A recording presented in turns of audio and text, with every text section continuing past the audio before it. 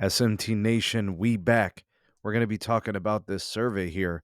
The story itself is posted to fiercewireless.com. Bad customer purchase satisfaction hits the wireless industry, according to JD Power. Linda Hardesty, Fierce Wireless, link in the description for the article. And man, this is bad.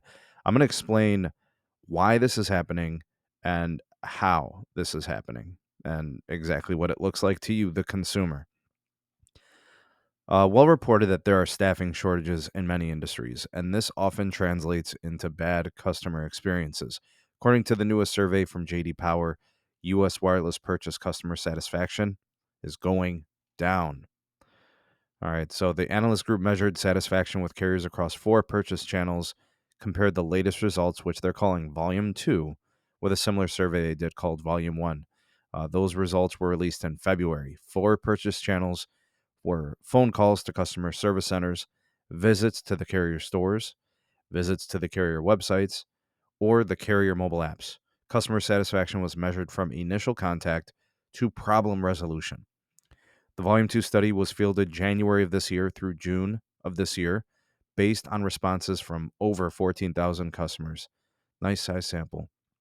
According to JD Power, respondents that had a wireless purchase experience in the past 6 months said transactions are taking longer to complete, and they feel like they are putting more effort into the process than ever before.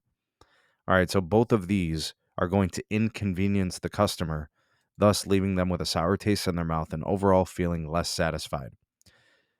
Quote, staff retention constraints, shorter representative tenure, less training is leading to a longer time to complete the purchase, more perceived effort from the customer, and ultimately a decrease in customer satisfaction. I'd say that's pretty accurate, folks. If I'm a customer and I go into a store or I'm using the app or I'm calling into customer care, I want my resolutions, I want my purchases to be efficient and respectful of my time.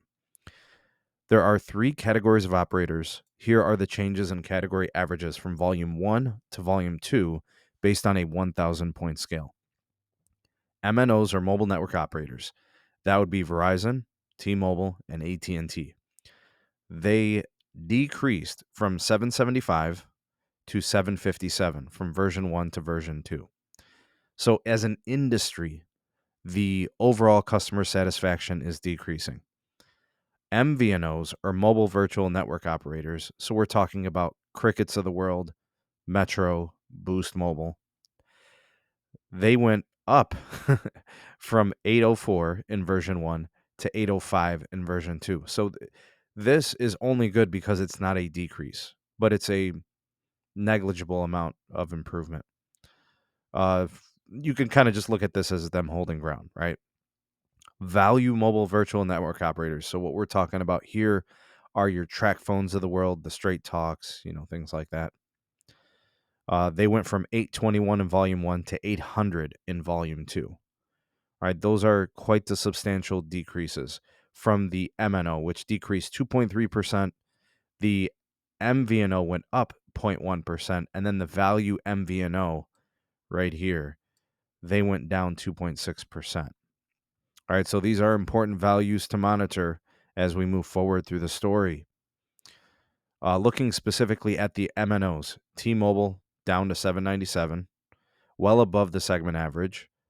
AT&T down to 754, and Verizon down to 738. So if you had to choose between the 3, T-Mobile is the only one that is above segment average. The other 2 below. AT&T slightly below, Verizon way down. There's actually something I'd like to speak to here about Verizon. When I looked at the volume 1 numbers going back to the old survey, Verizon was previously at this level where T-Mobile is at 797. That's where Verizon was in the last survey at 796. They're now at 738 for a decrease of about 7%. Verizon is by far the worst of the MNOs, and actually I think they're the worst out of pretty much all these other carriers, including MVNO and the other segments. And that drop is just extreme. So basically Verizon went from serviceable to actually an awful experience when you look at the total amount of data. Now, a 7% decrease was the worst out of the entire survey. AT&T also decreased. Their decrease not as bad as Verizon's. It was down 3.7%. They went from 783 to 754. And T-Mobile only decreased by 1.2%, going from the seven. What was their previous score? Did I write it down? I don't know. They were in the 800s. They went down to 797. So if you had to choose between these three, you're choosing T-Mobile if you're trying to be satisfied, I suppose. Some other things to note: Consumer Cellular, they went down from 859 to 847. Let's see here. Metro, they went down from 814 to 810.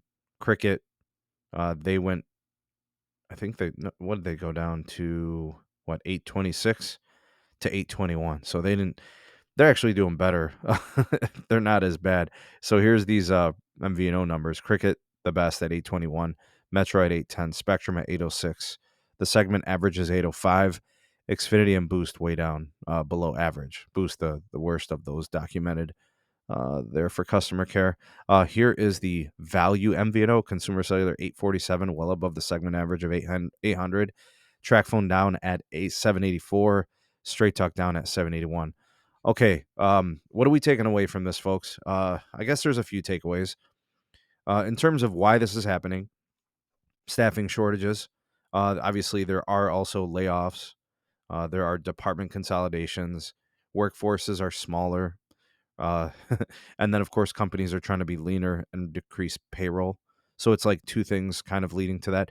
And then in terms of like staff retention, I think there's some revolving door going on here as well. People are looking for greener pastures where they can earn more money. That means they are transient. They may be kind of like in and out of jobs. Maybe leaving after a month or two is more common now. Also, the customer care reps and the sales reps have limited tenure. With that, less experience. So problem solving, navigating systems, proper sales techniques, strategies, and experience goes a long way. They also have less training. They're probably getting thrown into the fire sooner and are receiving less training. So they're less effective at dealing with problems and issues and bumps along the way. It's taking more time for people to get their transactions taken care of overall. And these are all the reasons going to it. But man, Verizon has gone to absolute trash. It looks like the complaints about Verizon customer care with its precipitous fall appear to be valid when looking at this data. It does seem to indicate as such. What do you guys think? Comment down below. You are the voice of the people, the SMT Nation. Let your voice be heard. Let me know if this is consistent with what you see, or maybe it's inconsistent, or you see it differently from what this data is suggesting. I'd love to hear what you guys have to say on that. I'm excited to read the comments. Like, share, subscribe for more. Turn on the bell notifications icon to never miss an upload. Links in the description for my Twitter handle, also my Gmail address for business inquiries, and also my Patreon page. Thanks for watching. See you all on the next one. Peace.